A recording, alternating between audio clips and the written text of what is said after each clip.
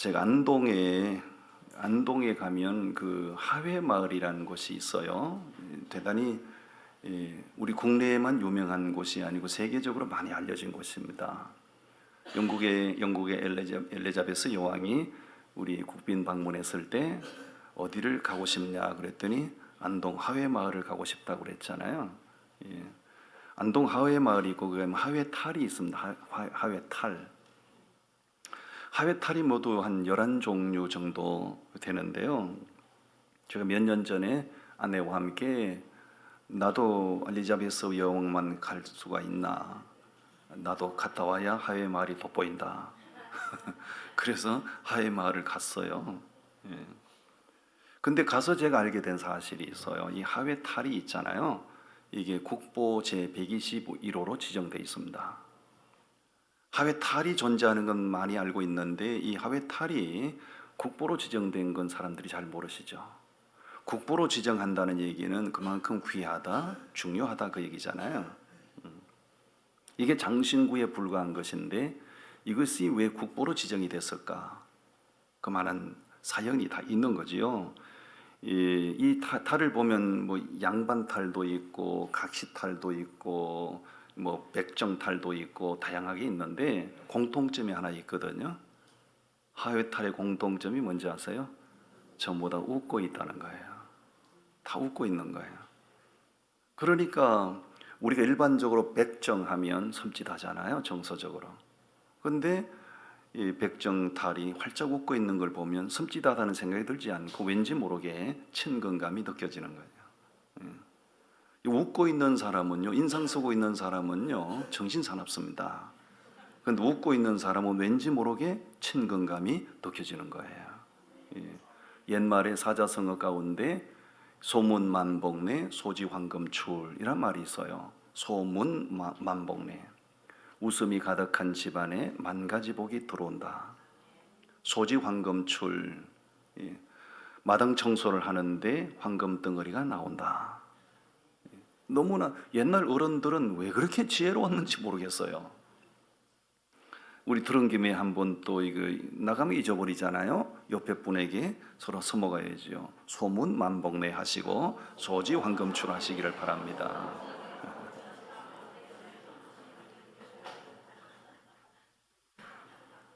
그게 뭘 그렇게 기분 나쁘다고 인상을 퍽 쏘고 그렇게 들으세요? 지금 여러분 웃음이 많은 시대인가요? 웃음이 없는 시대인가요? 웃을 일이 거의 없는 시대죠. 정말로 우리를 우울하게 하는 일들이 가득한 세상이고요. 우리를 스트레스 받게 만들고 우울하게 만들고, 요즘 여러분 병원들 보십시오. 아기가 태어나지 않는 시대이기 때문에 산부인과는 점점 보기 힘들어지고, 노령화된 초고령화 사회가 되다 보니 이 골절에 관한 병원들, 정형외과는 점점 늘어나고, 그리고 많이 늘어나는 병원이 뭐가 있죠? 신경정신과가 많이 늘어나는 거예요. 그만큼 사람들이 정서적으로 많이 우울하다는 거지요. 정치권을 보면요, 전부 다 패 죽이고 싶어요. 저는 뉴스를 안 본 지가 벌써 오래됐어요. 하도 보다 보니까 나만 자꾸 스트레스 받고, 내가 왜 저놈들한테 월급을 줘야 되나? 너무 짜증나는 거예요. 그래서 보다 못해서 구워 먹든지 삶아 먹든지 니들 마음대로 해, 이놈의 새끼들아. 뉴스를 안 봅니다, 요새는. 이렇게 우리를 우울하게 하는 세상이고 우리를 정말 슬프게 하는 시대인 건 맞지만, 그렇다고 해서 우리가 사회 조류, 시대 조류에 맞춰서 우울하게 살아갈 수는 없잖아요. 우리는 하나님을 믿는 사람들이니까 그래도 웃고 살아야 됩니다. 아멘. 왜 우리가 세상이 이렇게 지랄 같은 세상이 되지만, 이 희한한 세상으로 변질돼 가고 있지만 그래도 예수 믿는 사람들은 웃으며 살아야 하는가? 오늘 본문 말씀을 중심으로 그래서 우리는 웃고 살아야 된다. 세 가지를 제가 깨닫고 함께 은혜를 나누겠는데요. 첫 번째, 왜 우리가 웃고 살아야 되는가? 웃다 보면 웃을 일이 생기기 때문입니다. 따라합니다. 웃다 보면 웃을 일이 생겨요. 믿으시기를 바랍니다. 아멘. 자, 오늘 말씀을 좀 보겠어요. 5절부터 7절까지를 우리가 함께 읽어봅니다. 5절부터 시작. 아브라함이 그의 아들 이삭이 그에게 태어날 때에 100세라. 사라가 이르되 하나님이 나를 웃게 하시니 듣는 자가 다 나와 함께 웃으리로다. 또 이르되 사라가 자식들을 젖먹이겠다고 누가 아브라함에게 말하였으리오마는 아브라함의 노경에 내가 아들을 낳았도다 아니라. 아멘. 5절 말씀에 보니 아브라함이 아들을 낳았을 때 나이가 몇 세라고요? 100세라. 100세라. 옆에 분 추구나 당신도 가능성이 있어요. 네. 아브라함이 아들을 낳았는데 나이가 100세예요. 그 아들을 낳고 나서 6절에 그 부인 사라가 뭐라고 얘기하지요? 하나님이 나를 웃게 하신다. 하나님이 나를 웃게 하신다. 그러면 이 아들을 낳아서 진짜 활짝 웃는 일이 일어나기 전에 아브라함의 가정은 그렇게 정말 웃을 일이 많았을까요? 아무것도 웃을 일이 없었죠. 무슨 일이 도대체 그 가정에 1년 전에 무슨 일이 도대체 있었던 걸까요? 17장으로 한번 보시겠습니까? 창세기 17장 말씀.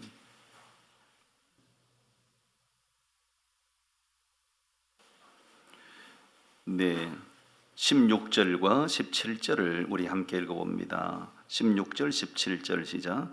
내가 그에게 복을 주어 그가 네게 아들을 낳아 주게 하며 내가 그에게 복을 주어 그를 여러 민족의 어머니가 되게 하리니 민족의 여러 왕이 그에게서 나리라. 아브라함이 엎드려 웃으며 마음속으로 이르되 100세 된 사람이 어찌 자식을 낳을까? 사라는 90세니 어찌 출산하리요 하고.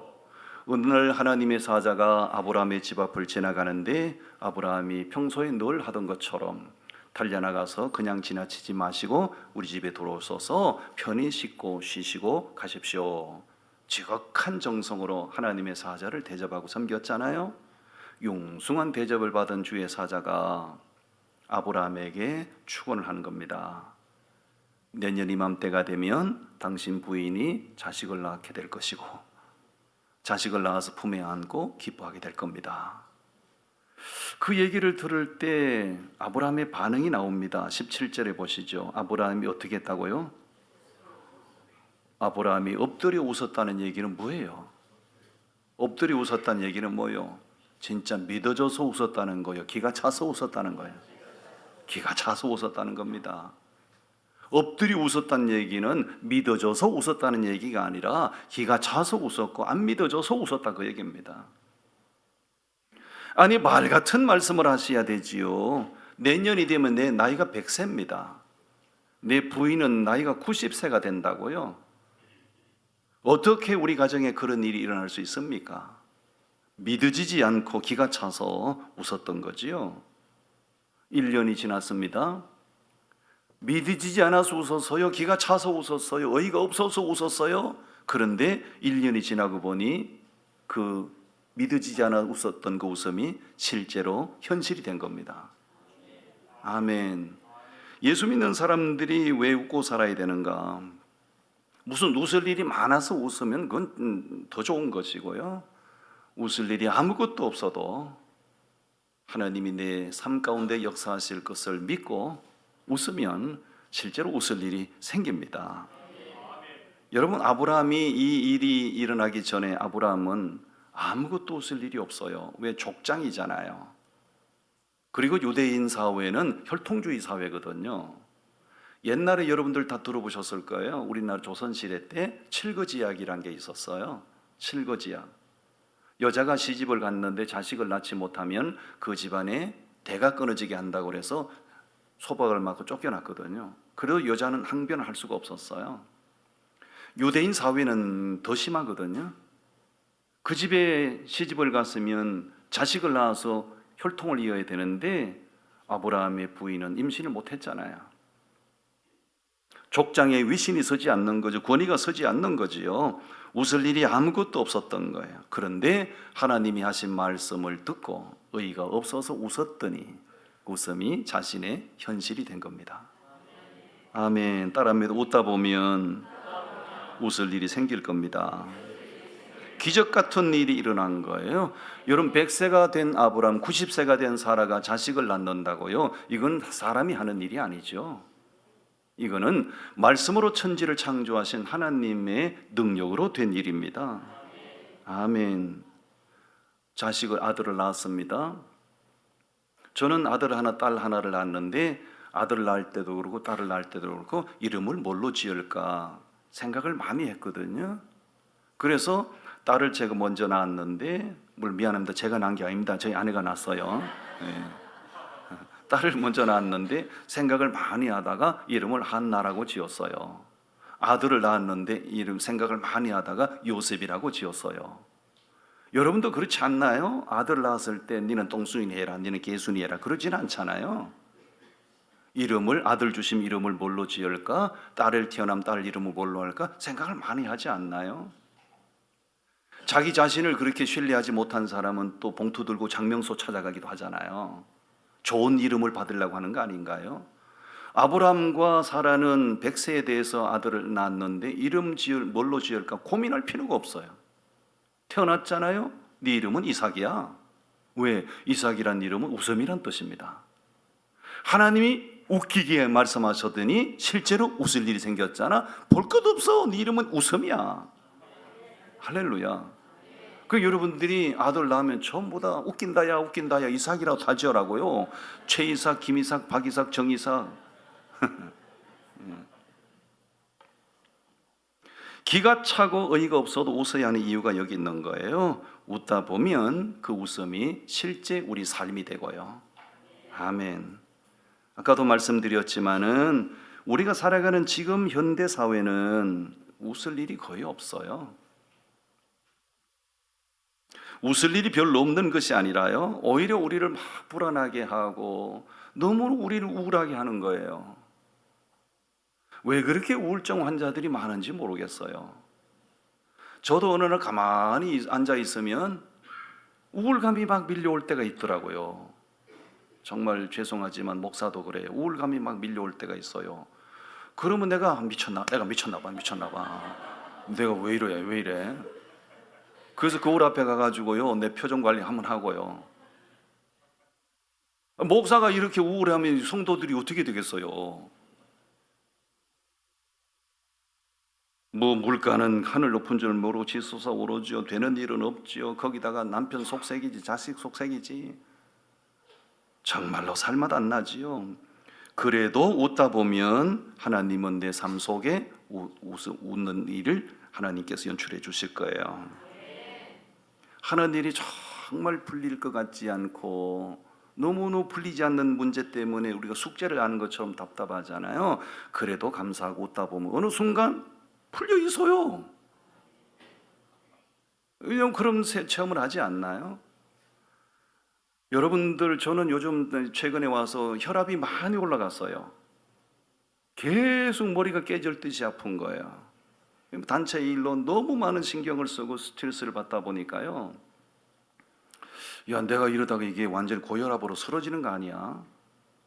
머리가 앉아도 아프고 서도 아프고 누워도 아프고 그냥 막 머리가 365일랑 24시간 계속 아픈 거예요. 이 캠프 준비하면서 이제 그저께 어제 이제 캠프가 정말 은혜롭게 진행됐잖아요. 그냥 오시는 분들 그냥 아무 걱정 없는 것처럼, 내가 세상에 로또 맞은 인간처럼 그냥 오셨습니까? 잘 오셨습니다. 할렐루야. 웃고 캠프 마치고 나니 혈압이 쑥 내려갔어요. 내 몸으로 임상 실험을 끝냈어요, 여러분. 뭐 하려고 그냥 스트레스 받는데 거기다가 내 몸을 맡기냐고요? 뭐 하려고 우울감이 찾아올 때 우울감에 내 정신을 맡기냐고요? 거울 앞에 가서 내 표정 관리 한번 하시고 몽타주 다시 한번 하시고 웃다 보면 웃을 일이 생깁니다. 할렐루야. 병이 오잖아요. 왜 병에 자꾸 나기 몸을 맡기냐고요? 자꾸 생각에 지배를 받아가지고 왜 병을 자꾸 키우냐고요? 여러분, 그 TV에 보니까 몸신이라는 프로가 있더군요. 건강 프로 몸신. 거기 보니까 웃음치료법에 대해서 나오더군요. 어느 날 보니까 웃음치료법. 예. 하루 10분 웃게 만들고 열흘이 지난 후에 그 사람을 딱 검사를 해보니까 혈관 기능이 확연하게 달라졌다는 거 아니에요. 사람이 스트레스를 받고 짜증을 내고 그러면 피가 혼탁해지잖아요. 피는 생명이기 때문에 피가 탁해진다는 얘기는 생명이 건강에 적신호가 온다는 얘기예요. 그렇지 않기 위해서 계속해서 웃어야 됩니다. 설계 빠진 놈처럼 웃어야 됩니다. 허파에 바람 들어간 놈처럼 웃어야 됩니다. 계속 웃다 보면 내 몸의 병이 나도 모르게 떠나가는 겁니다. 그래서 웃음은 건강 엔돌핀이라고 하고 웃음은 행복 바이러스라고 하는 거예요. 무슨 안 좋은 일이 왔을 때 안 좋은 일에 자꾸 생각이 지배를 받아가지고 우울감에 지배를 받고 그렇게 내 인생을 살면 안 돼요. 아브라함의 모습을 보면서 아무것도 웃을 일이 없는데 생각만 하면 머리가 지끈거리고 생각만 하면 권위가 떨어지고, 그런데 하나님이 하시는 말씀이 전혀 믿어지지 않았지만 어이가 없어서라도 웃었더니 실제로 웃을 일이 생겼어. 아멘. 옆 사람 축원하세요. 무조건 웃으시기 바랍니다. 무조건 웃으시길 바래요. 예. 저도 이제 목회를 하다 보니까 말기암 환자들 수용하는 그런 시설들을 여러분들보다 제가 많이 가보잖아요. 말기암 환자가 되면 무슨 소망이 있겠어요? 자기 생명이 이제 꺼져가는 그런 위기감이 있잖아요. 웃을 일이 아무것도 없어요.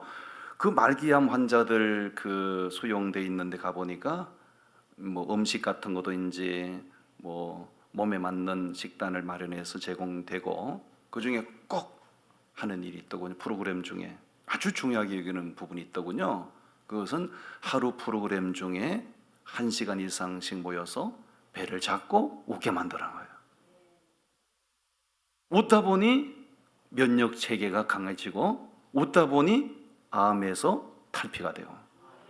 아멘. 여러분 무조건 웃으시기를 바랍니다. 오늘 예배 끝나고 나갈 때 인상 쓰고 나오는 사람은 10만 원씩 벌금을 매기겠어요. 마치 로또 복권 1등 당첨된 사람처럼 설계 빠진 놈처럼 오늘 다 웃고 나가셔야 돼. 아멘. 그러면 여러분의 가정에, 여러분 삶의 현장에 웃을 일이 많이 생길 거예요. 두 번째, 왜 우리가 웃고 살아야 되는가? 건강의 비결이기 때문이에요. 건강의 최고의 비결은 웃고 사는 거예요. 잠언서 말씀을 우리가 한번 찾아서 보겠습니다. 잠언서 15장 말씀. 잠언서 15장 13절 말씀을 우리 같이 봉독하겠습니다. 시작. 마음의 즐거움은 얼굴을 빛나게 하여도 마음의 근심은 심령을 상하게 하느니라. 아멘. 14장을 좀 보시기 바라요. 잠언서 14장 30절을 보겠습니다. 30절 같이 읽어요. 시작. 평온한 마음은 육신의 생명이나 시기는 뼈를 썩게 하느니라. 아멘. 여러분 마음이 안정이 되고 마음이 평안하면 그 사람은 어떻게 돼요? 생명이 되는 거예요. 건강하다. 근데 마음에 누구에 대한 시기심이 있고 질투심이 있고 내 마음에 미움이 끓어오르면 어떻게 되죠? 뭐가 썩는다고요?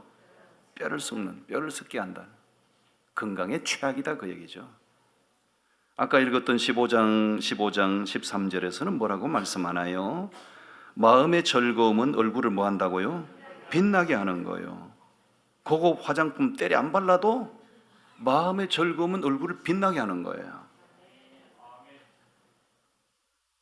근데 마음에 근심이 가득하잖아요. 마음에 그림자가 드리웠잖아요. 그 사람은 심령을 상하게 하는 거예요. 절대로 건강한 삶을 살 수가 없어요. 비싼 영양제 안만 먹어봐요. 누구에 대한 미움이 있잖아요. 누구에 대한 시기 질투심이 있잖아요. 아무리 비싼 영양제 먹어봐야 별로 그게 도움이 안 됩니다. 미움으로 가득 찬 사람은 아무리 고급 화장품 메이크 갖다 발라도요 화장빨이 안 받아요. 마음이 즐거우면 화장이 잘 먹는다. 마음이 즐거우면 얼굴에 만면에 화색이 돌잖아요. 그냥 몸빼 빠지고 나가도 사람이 무언가 돋보여요. 뭐 고급 아주 의상을 걸치고 뭐 메이크업을 하고 나가도 마음이 우울하잖아요. 빛이 안 나요. 빛이 안 나요. 나는 이상하게 사구리 옷 입고 나가도 어디서 무슨 메이커냐고 그래. 왜 이런 건 몰라. 난 절대 고급 옷도 안 사 입거든요. 진짜 나는 그 옷에 투자하는 건 정말로 그거는 정말 이해할 수 없는 일이라고 생각해요. 이거 5만 원짜리거든요. 50만 원짜리를 안 보입니까? 그렇죠? 근데 만약에 제가 인상을 팍 쓰고 얼굴이 시커매 가지고 500만 원짜리 걸쳐 입고 봐요. 입는다고 생각해요. 이게 빛이 나겠습니까? 빛이 나지 않죠. 일소 일로라는 말은 너무 잘 알잖아요. 옛날 어른들은 정말로 지혜로워요.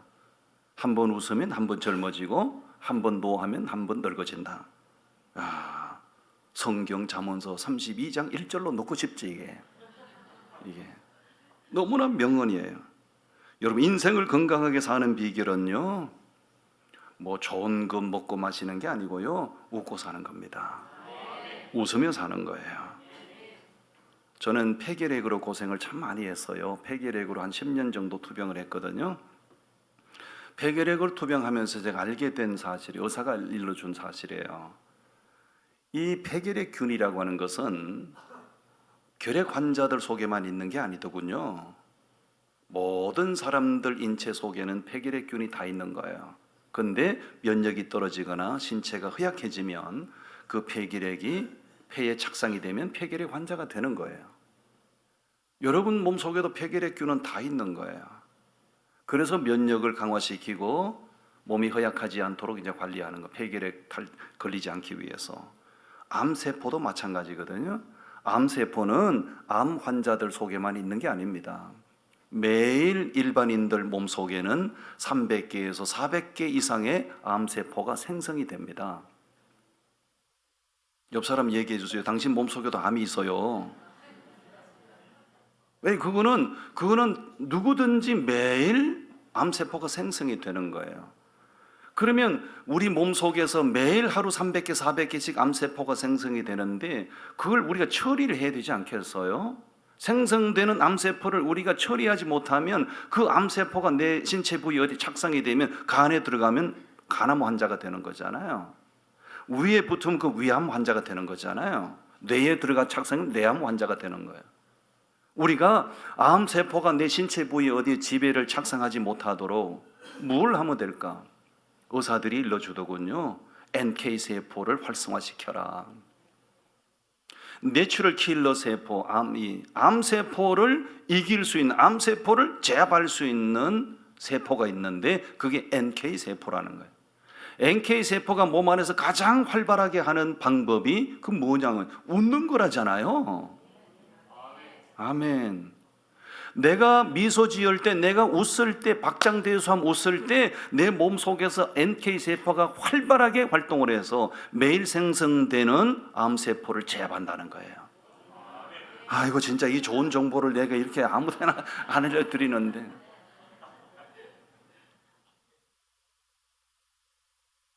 저는 이 경추에 문제가 많아요. 목뼈의 5번, 6번 사이에 저는 연골이 하나도 없습니다. 연골이라고 하는 것은 뼈와 뼈의 완충 역할을 해주는 것인데 저는 목뼈의 5번, 6번 사이 연골 자체가 없어요. 연골이라고 하는 것은 한 번 이제 마모가 되면 뭘 해도 연골은 생성이 안 되는 겁니다. 그러다 보니 연골이 사라지다 보니 이게 목뼈가 이렇게 신경을 눌려서 뭘 해도 저는 기쁘지 않았어요. 이건 너무 심해지니까 밤에 잠을 자지 못하고 고개를 돌릴 수가 있나, 숙일 수가 있나, 제칠 수가 있나. 이건 너무 정도가 심해지니까 이제 내가 우울감에 막 빠지는 거지요. 지금 제가 정상적으로 활동하잖아요. 연골이 하나도 없는 사람처럼 보이지 않잖아요.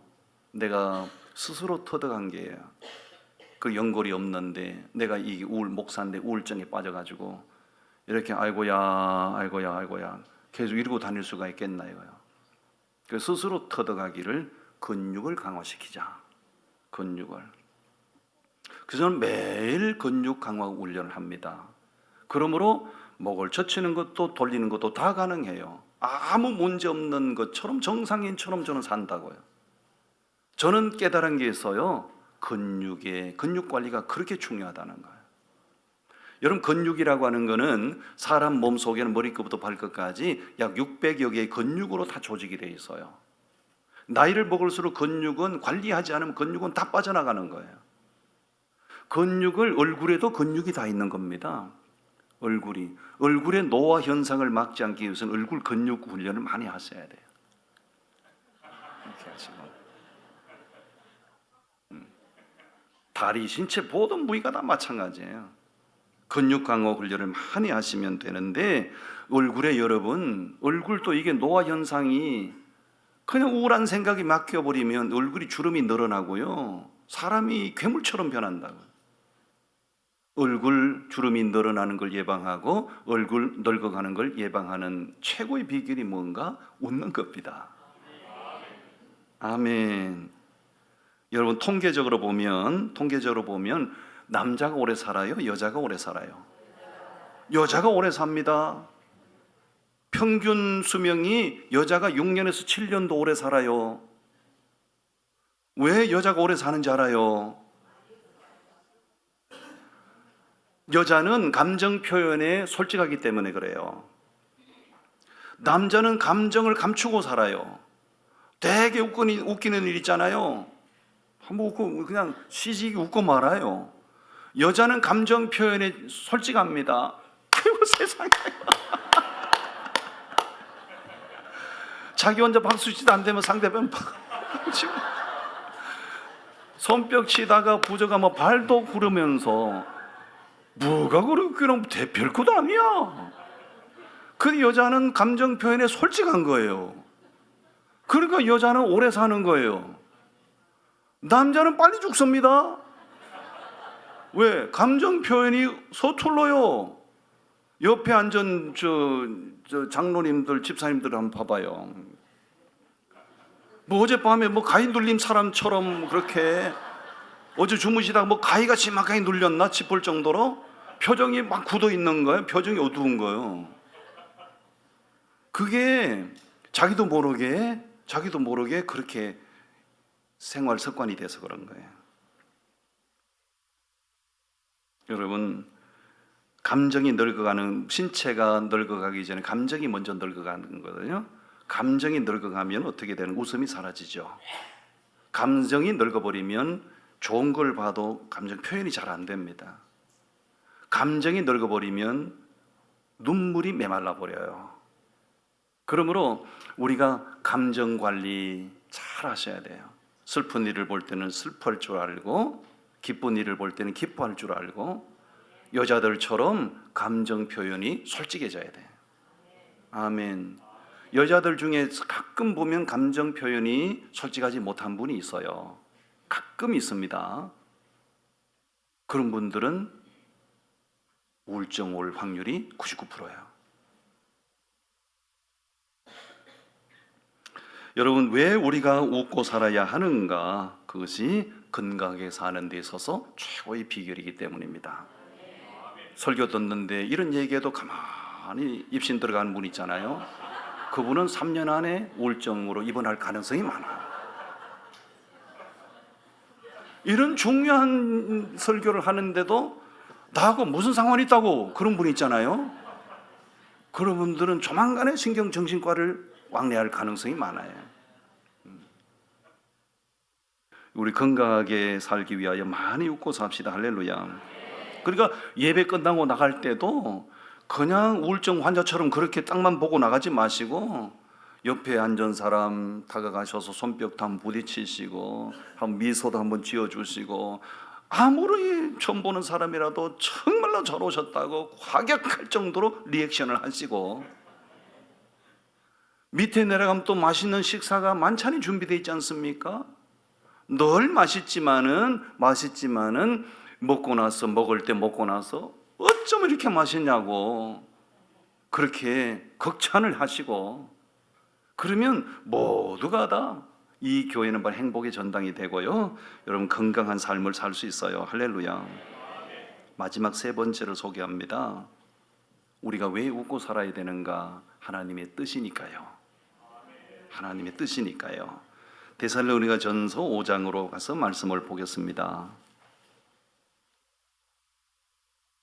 데살로니가 전서 5장 16절부터 18절까지 말씀 우리 함께 읽겠습니다. 시작. 항상 기뻐하라, 쉬지 말고 기도하라, 범사에 감사하라. 이것이 그리스도 예수 안에서 너희를 향하신 하나님의 뜻이니라. 아멘. 하나님께서 이것이 너희를 향한 내 뜻이라고 명확하게 밝혀놓으신 게 바로 이 부분이에요. 항상 기뻐하라고. 여러분 항상 기뻐할 수 있나요? 뭐 그렇게 항상 기뻐할 일이 있어요? 별로 항상 기뻐할 일 별로 없어요. 그래도 하나님께서는 이게 내 뜻이니까 그렇게 기뻐하라는 거예요. 범사에 감사할 수가 없지요. 감사할 일이 뭐 없는데 어떻게 해요? 그래도 환경을 초월하여 감사하는 게 하나님 당신의 뜻이라는 거예요. 여러분, 사람에게는 이게 웃음보가 있다고 그러잖아요. 웃음보가. 이 지금 뇌 구조 사진을 보여드리고 있는데 이 캘리포니아 병원에서 우연히 발견했다고 그래요. 이걸 발견한 사람은 간질병 치료의 세계적인 권위자인데요. 관질 환자는 이게 뇌병변 환자라고 그러잖아요. 어떻게 하면 간질병을 낫게 할까 연구하다가 뇌의 어느 부위를 터치했을 때 그 사람 반사적으로 웃더라는 거잖아요. 그래서 그걸 건드릴 때마다 반사적으로 사람이 웃더라는 거예요. 그래 너무 신기해서 사람하고 가장 비슷하게 생긴 동물인 원숭이를 실험했더니 원숭이는 아무리 건드려도 반응이 없다는 거예요. 그 다른 동물들을 연쇄적으로 계속 연구를 한 다른 동물들은 건드리는 반응이 없나요? 사람만 거기를 터치하면 웃는다는 거예요. 그래서 이 박사님이 정리하기를 하나님께서 사람에게는 이 웃음보라는 걸 심어주셨다. 사람에게는 심보란 게 있어요. 심보를 왜 하나님이 심어주셨을까요? 마음을 제대로 잘 쓰고 살라고. 심보가 더러운 사람은 안 돼요. 사람이 심보가 더러우면 안 돼요. 심보가 나쁘면 안 돼요. 심보가 선하고 아름다워야 돼요. 마찬가지로 왜 사람에게 하나님께서 웃음보를 심어주셨는가? 웃고 살라고. 아멘. 옆에 분들 오른쪽 뇌를 한 번씩 이렇게 툭툭 건드려 줘봐요.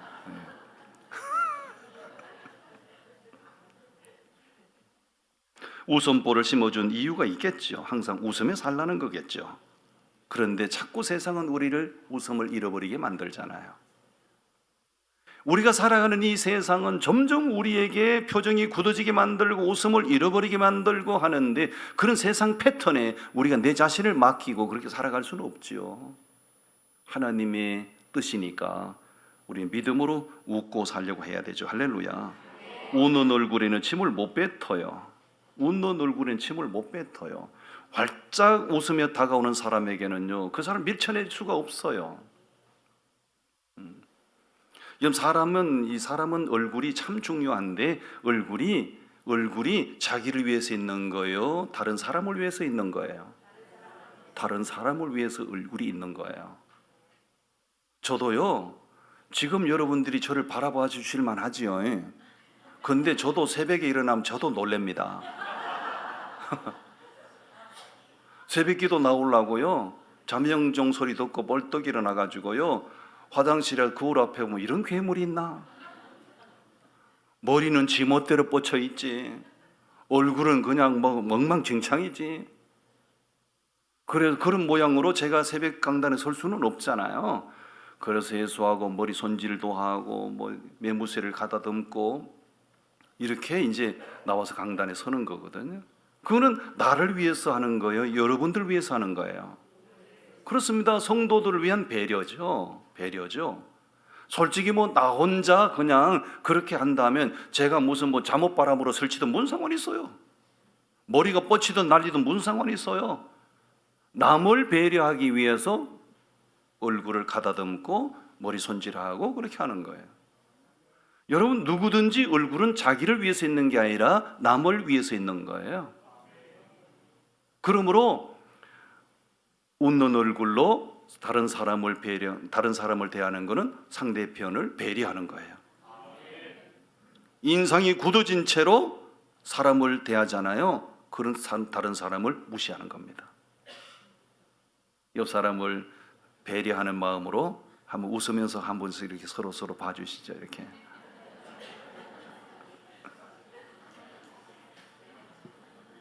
그래도 벼락 맞은 사람처럼 이렇게 앉아 있는 분들이 있어요. 세상에. 꼭 한 명씩 계시고만. 뭔 벼락을 맞아가지고 얼굴이 저렇게 일그러졌을까요? 얼굴은 나를 위해서 있는 게 아니라 다른 사람을 위해서 있는 거예요. 그러므로 굳어진 얼굴로, 어두운 얼굴로, 인상선 얼굴로 사람을 대하는 건 실례죠. 오늘 예배 오셔서 우리가 중요한 말씀 들었으니 나가실 때 미소 짓는 얼굴로 사람을 배려해 주시고, 여러분의 삶의 현장에 돌아가셔서도 내게 찾아오는 손님들에게, 사람들에게 활짝 미소 띤 얼굴로 배려해 주시고, 그러면 하나님께서 내 삶의 환경을 더 아름답게 축복하시고 세우실 줄로 믿습니다. 기도하겠습니다. 하나님 감사합니다.